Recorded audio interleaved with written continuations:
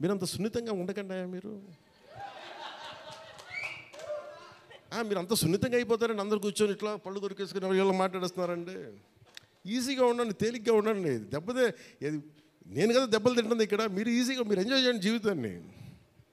అంతేగాని కూర్చోబెట్టి ప్రతి సోషల్ మీడియా కామెంట్కి దీనికి నలిగిపోకండి. అట్లా మీకు దమ్ముండి తిరిగి కొట్టండి. ఎట్లా దాడి చేయాలి అలా చేయండి.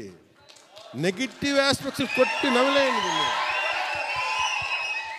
This is not about Pawan Kalyan. This is not about Mr. A.M. Ratnam. This is not about Jyoti Krishna.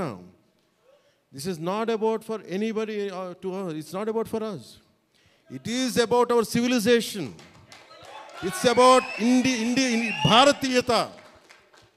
ఇవన్నీ వస్తాయి వెళ్తుంటాయి. కానీ మన హిస్టరీ బుక్స్లో, మన చదువుకున్న స్కూల్ సిలబస్లో అసలు అందరూ మంచి వాళ్ళు అండి, మహానుభావులు. వాళ్ళు ఏం మహానుభావులు కదా, మంచి వాళ్ళు. చెత్త పని కూడా చేశారు వాళ్ళు.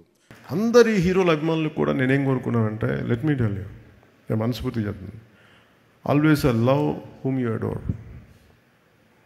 మీరు ఏ హీరో కానీ, జూనియర్ ఎన్టీఆర్ గారి దగ్గర నుంచి కానీ, అల్లు అర్జున్ దగ్గర నుంచి కానీ, ప్రభాస్ గారి దగ్గర నుంచి కానీ, చిరంజీవి గారు కానీ, ఎవరైనా సరే, రామ్ చరణ్ గారు కానీ, నాని గారు కావచ్చు, any hero, any language hero, మనస్ఫూర్తిగా I enjoy their work, I appreciate their work. ఎందుకంటే నాకు నా ఆర్ట్ ఫామ్, నేను ఆర్ట్ని ప్రేమించేవాడిని. మనసు ఇంకొక హీరోని ద్వేషిస్తున్నాడంటే ఇక్కడ మనసు సరిగ్గా లేదని అర్థం.